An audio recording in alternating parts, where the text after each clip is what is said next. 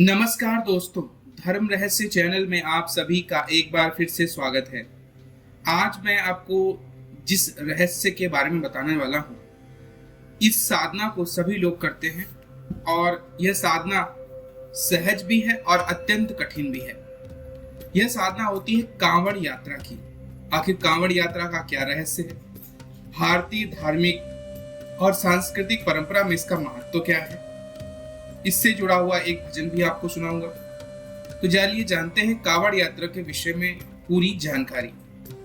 कांवड़ यात्रा हमारे यहाँ विशेष रूप से भगवान शिव के भक्तों द्वारा की जाती है। महीना होता है सावन का, यानी कि ये जुलाई अगस्त में हमेशा पड़ता है। कांवड़ यात्रा का जो मूल उद्देश्य होता है, इसमें पहला उद्देश्य होता है भक्ति और समर्पण। कांवड़ यात्रा भगवान शिव के प्रति गहरी भक्ति और समर्पण का प्रतीक मानी जाती है। भक्त गंगा जल लेकर पैदल चलते हैं और इसे शिवलिंग पर चढ़ाते हैं, और यही उनकी असीम प्रेम और भक्ति को दर्शाता है। पवित्रता और शुद्धिकरण, यह यात्रा आत्मा और शरीर की शुद्धि का एक साधन मानी जाती है। गंगा जल को पवित्र और शुद्ध माना जाता है और इसे शिवलिंग पर चढ़ाने से भक्त अपने पापों से मुक्त हो जाते हैं। उनके जीवन में सकारात्मकता और शांति आती है। साधना और तपस्या, कांवड़ यात्रा शारीरिक और मानसिक तपस्या की प्रतीक मानी जाती है। भक्त कठिन रास्तों पर चलते हैं, नंगे पैर चलते हैं। यह उनकी तपस्या के स्तर को बढ़ाता है और उनके अंदर आंतरिक शक्ति और धैर्य लेकर के आता है। सांस्कृतिक एकता का भी प्रतीक होती है यह यात्रा। विभिन्न समुदाय और संस्कृति के लोग एक साथ आ जाते हैं और इसमें भाग लेने वाले व्यक्ति न तो अपनी जात देखते हैं, न ही अपना कोई कर्म, फिर भी सामान्य रूप से साथ चलते हुए अपने उद्देश्य को प्राप्त करते हैं। आध्यात्मिक जागृति भी इसका महत्वपूर्ण उद्देश्य है। भक्तों को आध्यात्मिक मार्ग पर चलने के लिए यह यात्रा प्रेरित करती है। इस दौरान भक्त भक्ति गीत, भजन, मंत्रों का उच्चारण, ये सारी प्रक्रियाएं करते हैं जिससे उनकी आध्यात्मिकता का विकास होता है। कांवड़ यात्रा के कुछ नियम भी होते हैं। यात्रा शुरू होने से कुछ हफ्ते पहले से ही तामसिक भोजन का आपको त्याग कर देना होता है। यात्रा के दौरान न तो अब शराब, सिगरेट, तंबाकू का भी वर्जन होता है। कांवड़ यात्रा में आप अपने बुरे विचारों को मन में भी नहीं आने देते हैं। इस तरह से यात्रा के दौरान आपको कठिन यात्रा करनी पड़ती है। आखिर कांवड़ लाने की क्या क्या नियम है? सबसे पहले कांवड़ लाने के लिए शुभ समय का चयन किया जाता है और यात्रा की शुरुआत शुभ मुहूर्त में करते हैं। यात्रा की शुरुआत करने से पहले किसी विद्वान ज्योतिषी से शुभ समय की जानकारी अवश्य लीजिए। कांवड़ की पवित्रता बनाए रखना, कांवड़ को हमेशा अपने सिर, कंधे इत्यादि पर रख कर चलना पड़ता है। इसे जमीन पर नहीं रखा जाता है। कांवड़ को उठाने से पहले और रखने के बाद दोनों हाथों से उसे प्रणाम किया जाता है। कांवड़ यात्रा करने से व्यक्ति जन्म मरण के बंधन से मुक्त हो जाता है और शिव धाम को प्राप्त करता है। साथ ही अश्वमेध यज्ञ के समान उसे फल मिलता है। परिवार में सुख, शांति और समृद्धि आती है। 1 महीने तक चलने वाली कांवड़ यात्रा, जिसमें कांवड़िये नंगे पैर और भगवा वस्त्र पहनकर पवित्र तीर स्थलों से गंगा जल को लेते हैं और उसके बाद शिव भक्त अपने स्थानीय शिव मंदिर में जहां से जाना हो, उस गंगा जल को उस शिवलिंग का अभिषेक करते हुए अपनी यात्रा को समाप्त करते हैं। कांवड़ यात्रा हमेशा पैदल ही की जाती है। इस यात्रा में कांवड़ को नीचे भी नहीं रख सकते हैं। विश्राम के दौरान कांवड़ को किसी ऊंची जगह पर टांग दिया जाता है। यह यात्रा बहुत ही कठिन होती है और पैदल यात्रा पूरी करने के लिए शरीर का स्वस्थ होना और कांवड़ को कंधों पर उठाकर कंधों में भी आपके जान होनी चाहिए। कांवड़ में एक डाक कांवड़ होती है।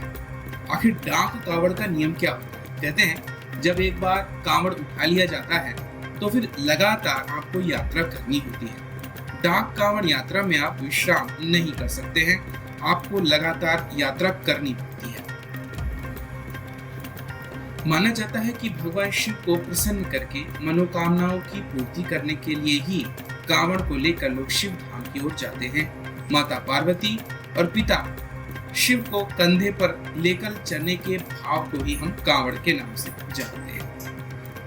कांवड़ जो है मुख्यतः 4 प्रकार की मानी जाती है और हर कांवड़ यात्रा के नियम और महत्व अलग अलग होते हैं। इनमें सामान्य कांवड़, डाक कांवड़, खड़ी कांवड़ और दांडी कांवड़ जैसी कांवड़ लेकर के चलना होता है और उसी के अनुसार आपको तैयारी भी करनी होती है। कांवड़ एक खंबा या बांस होता है जिसके दोनों ओर जल के 2 बर्तन बांध दिए जाते हैं। भक्त जब अपने गंतव्य की ओर चलते हैं तो इसे कंधे पर रखते हैं। इन भक्तों को इस कांवड़ को अपने कंधे पर उठाने के कारण इन्हें कंवड़िया के नाम से संबोधित किया जाता है और यह त्योहार मानसून के महीने यानी कि श्रावण महीने के दौरान यानी जुलाई अगस्त के दौरान मनाया जाता है। इस वर्ष कांवड़ यात्रा 22 जुलाई 2024 से शुरू होकर के 2 अगस्त 2024 को सावन की शिवरात्रि के दिन समाप्ति होगी इसकी। कांवड़ यात्रा के पीछे एक कहानी भी है। कहा जाता है कि जब समुद्र मंथन के बाद 14 रत्नों में सबसे पहले विष निकला तो भगवान शिव ने ही उस विष को ग्रहण किया था।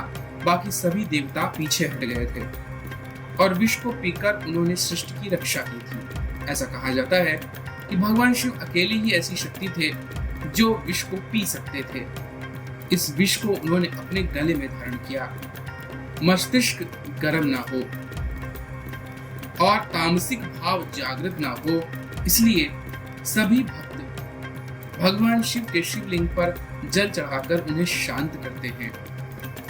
उनके ऊपर इस वक्त बहुत बड़ी जिम्मेदारी होती है क्योंकि अभी तक तो वह विनाश के देवता के रूप में जाने जाते हैं, लेकिन इसी महीने से लेकर के भगवान विष्णु के जागने तक 4 महीने करीब भगवान शिव ही पालनकर्ता के रूप में भगवान विष्णु की तरह कार्य करते हैं। इसीलिए उन्हें शांत रखना बहुत आवश्यक हो जाता है। हिंदू पौराणिक कथाओं के अनुसार आपको जानकर आश्चर्य होगा कि सबसे पहले कांवड़ लेकर चलने वाले कौन थे। भगवान शिव के परम भक्त परशुराम सावन के दौरान कांवड़ यात्रा करने वाले पहले व्यक्ति माने जाते हैं और ऐसा माना जाता है कि उन्होंने शिवलिंग पर गंगा जल चढ़ाया था और तभी से यह अनुष्ठान भगवान शिव के भक्तों के द्वारा धार्मिक रूप से लगातार किया जाता रहा है।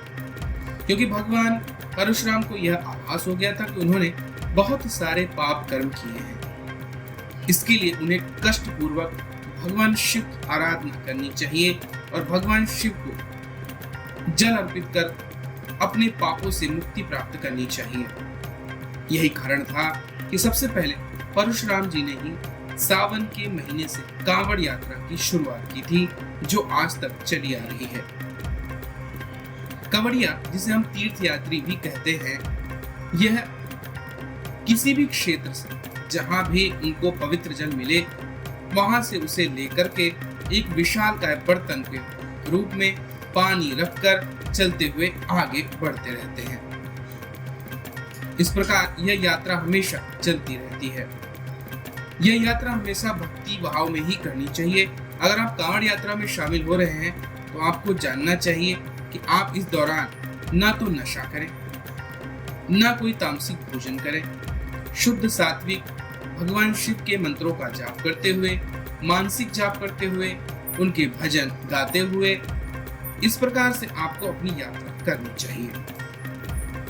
आखिर कांवड़ का मतलब क्या होता है और कांवड़ शब्द का अर्थ क्या होता है? कहते हैं शब्द की उत्पत्ति कांवड़ से हुई। इसका मतलब होता है कि ऐसा व्यक्ति जो अपने लक्ष्य की प्राप्ति के लिए अनेक प्रकार की कठिन से कठिन बाधाओं को भी पार करके चला गया। इसीलिए इसको कांवड़ शब्द से संबोधित किया जाता है। यानी कि जीवन के जितने भी कठिन लक्ष्य हों, जिस प्रकार कांवड़िया चलकर उन लक्ष्य को प्राप्त कर लेता है, उसी प्रकार आप भी जीवन में कांवड़िये बनकर अपने जीवन के समस्त लक्ष्यों को अपनी संकल्प साधना के द्वारा, कठिन परिश्रम के द्वारा, कठिन तपस्या के द्वारा प्राप्त कर सकते हैं। कहते हैं भगवान परशुराम ने जब कांवड़िये के रूप में यह यात्रा की तो शिव जी को प्रसन्न करने के लिए उन्होंने गढ़मुक्तेश्वर से गंगा जल को लेकर शिवलिंग का सबसे पहले जलाभिषेक किया और इसके बाद उनकी देखा देखी में बहुत सारे लोग अपने अपने स्थानों से जहां भी शुद्ध जल हो वहां से जल लेकर अपने अपने पवित्र मंदिरों में जाकर के इस कार्य को करने लगे। कांवड़ यात्रा कोई साधारण यात्रा नहीं होती है। इसमें 2 बर्तनों को लेकर गंगा जल भरकर बांस की छड़ी पर संतुलित करके लटकाया जाता है। इस दौरान जल को संतुलित भी रखना है, अपनी कांवर को जमीन में भी कहीं नहीं रखना है और अपने भजन को भी पूरा करते हुए चलना होता है। डाक कांवड़ एक ऐसी कांवड़ है जो बहुत तेजी से आपको पूरी करनी होती है और इसमें पैदल यात्रा बहुत तेज चलनी पड़ती है क्योंकि आप इसमें विश्राम नहीं कर सकते हैं। पौराणिक समय में भगवान शिव की यह साधना विशेष रूप से आज तक विद्यमान है क्योंकि भगवान शिव हमेशा भोलेनाथ रहे हैं और सदैव वह कल्याण करते हैं जो भी उनकी साधना करता है। सावन में इस समय कुछ विशेष बातों का भी आपको ख्याल रखना चाहिए। कहते सावन के महीने में कढ़ी नहीं खानी चाहिए क्योंकि इस माह भगवान शिव को दूध और दही अर्पित किया जाता है। ऐसे में कच्चा दूध और उससे बनी हुई चीजों का सेवन करना वर्जित हो जाता है। यही कारण है कि सावन में दूध और दही से बनने वाली चीजों की खाने की मनाही। और सुनते हैं एक अद्भुत भजन को और भगवान शिव के कंवरियों के द्वारा किए जाने वाली इस यात्रा को। आइए आनंद में इस भजन। आप सभी का दिन मंगलमय हो। जय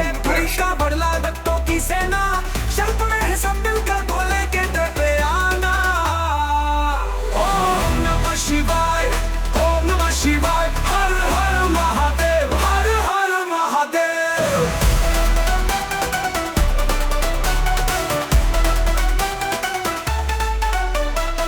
भक्ति का ये सागर, प्रेम की ये धारा, भोले की कृपा से मिले सबको सहारा। जटाओं में गंगा, गले में नागराजा। ओम नमः शिवाय, ओम नमः शिवाय, हर हर महादेव, हर हर महादेव।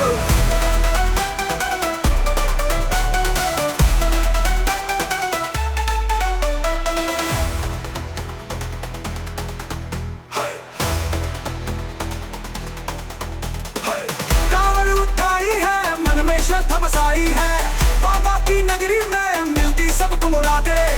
हर दिन है भक्ति का, हर पल में शिव की वंदना। ओम नमः शिवाय, ओम नमः शिवाय, हर हर महादेव, हर हर महादेव।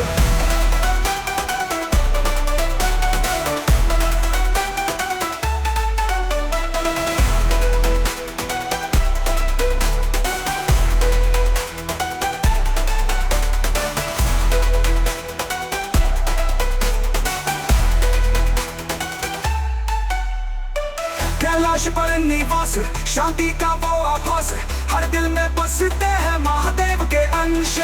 भक्तों का है ये मेला, शिव की शरण में खेले। ओम नमः शिवाय, ओम नमः शिवाय,